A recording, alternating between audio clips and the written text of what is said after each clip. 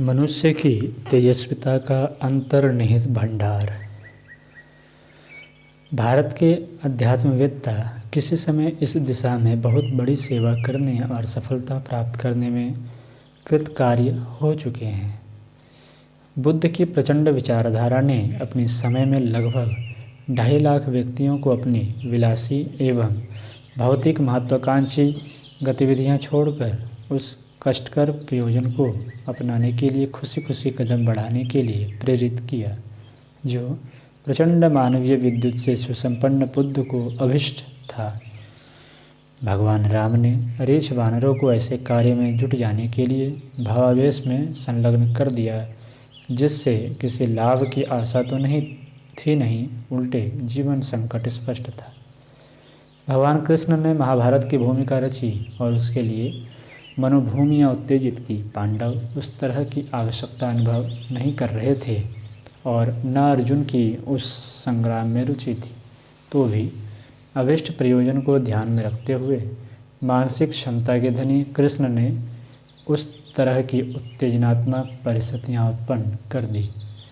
गोपियों के मन में सरस भावाभिव्यंजनाएँ उत्पन्न करने का सूत्र संचालन कृष्ण ही कर रहे थे। शक्ति इसी स्तर की प्रक्रिया है जिसमें मानुषी विद्युत से सुसंपन्न व्यक्ति का तेजस दूसरे अल्प तेजस व्यक्तियों में प्रवेश करके उन्हें देखते देखते समर्थ बनाकर रख देता है। दीपक से दीपक जलने का, पारस स्पर्श से लोहा सोना होने का उदाहरण इसी प्रकार के संदर्भ में दिया जाता है। इस ओजस ब्रह्मवर्चस आत्मबल का ही एक छोटा स्वरूप मानवीय विद्युत है। व्यक्तित्व की प्रखरता होने पर यह प्राण शक्ति बनकर निखरती उभरती है। ऐसे व्यक्ति बाहर से प्रभावशाली भले ही दिखाई न पड़े, पर उनका आंतरिक तेजस असाधारण होता है। इस शक्ति को धन, वैभव, विद्या, शरीर बल, शस्त्र बल आदि भौतिक साधनों की तुलना में असंख्य गुना महत्वपूर्ण माना जा सकता है। इसी ओजस धारा के अनेक शक्ति संस्थान सूक्ष्म शरीर में भरे पड़े हैं। वे यदि जागृत किए जा सकें तो अपने भीतर से ही देवता प्रकट होते देखे जा सकते हैं। कुछ समय पूर्व मुंबई के एक विद्वान B.J. रेले ने एक पुस्तक लिखी थी, the Vedic gods as figures of biology. उसमें उसने सिद्ध किया था कि वेदों में वर्णित आदित्य, वरुण, अग्नि, मारुत, मित्र, अश्विनी, रुद्र आदि मस्तिष्क के स्थान विशेष में सन्निहित दिव्य शक्तियाँ हैं, जिन्हें जागृत करके अभिष्ट क्षमता संपन्न बनाया जा सकता है। ग्रांट मेडिकल कॉलेज के प्राध्यापक Y.G. नाडगिर और एडगर जे. टॉमस ने संयुक्त रूप में पुस्तक की भूमिका लिखते हुए कहा है कि वैदिक ऋषियों के शरीर शास्त्र संबंधी गहन ज्ञान पर अचंभा होता है कि उस साधनहीन समय में किस प्रकार उन्होंने इतनी गहरी जानकारियाँ प्राप्त की होंगी। आँख की सिप से ऊपर के मस्तिष्क का भाग बृहद मस्तिष्क कहलाता है। यही सेरिबेलम ब्रह्म चेतना शक्ति का केंद्र है। इंद्र और सविता यहीं निवास करते हैं। नाक की सिध में सिर के पीछे वाला भाग सेरिबेलम अनुमस्तिष्क रुद्र देवता का कार्य क्षेत्र है। मस्तिष्क का ऊपरी भाग रोदसी, मध्य भाग अंतरिक्ष और निम्न भाग पृथ्वी बतलाया गया है।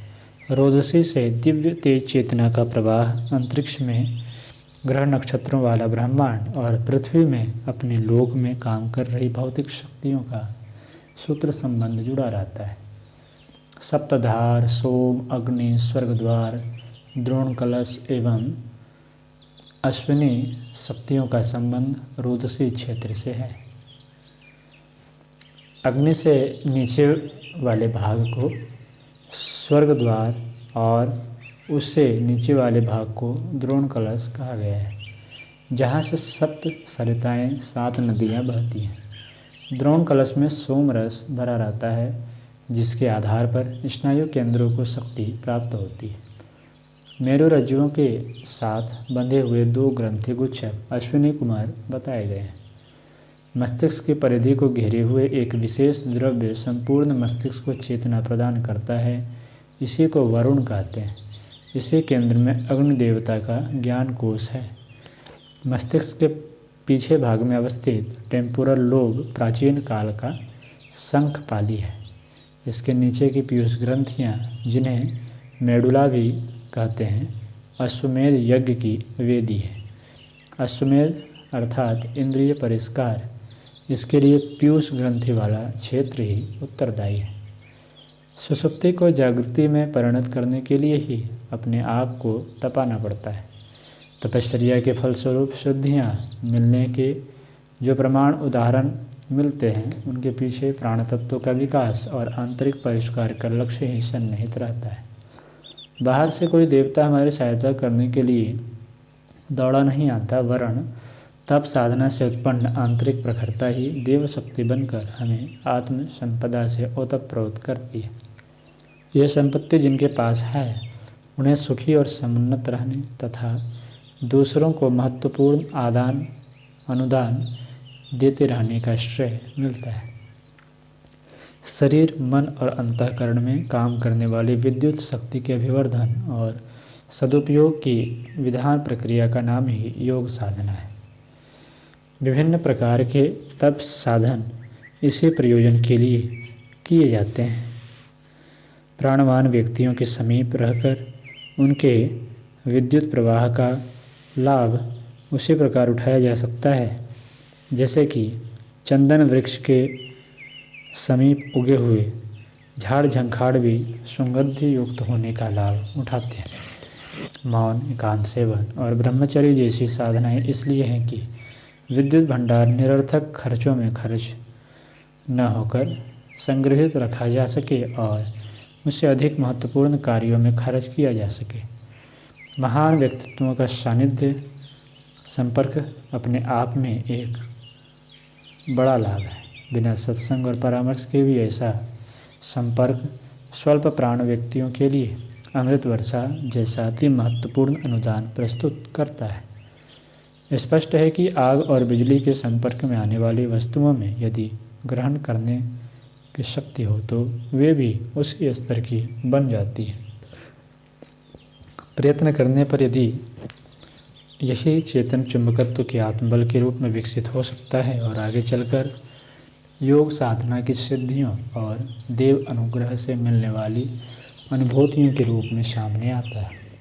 तपश्चर्या, तितिक्षा और कष्ट साध्य साधना पथ पर दूर तक चल सकना इस आत्मबल के सहारे ही संभव होता है।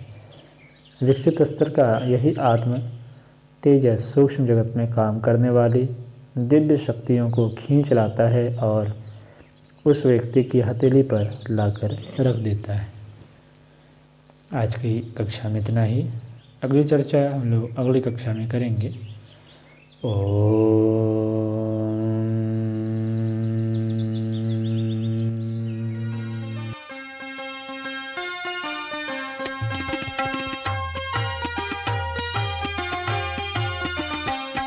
चलो गुरुदेव के सपने सजाने की शपथ ले लें।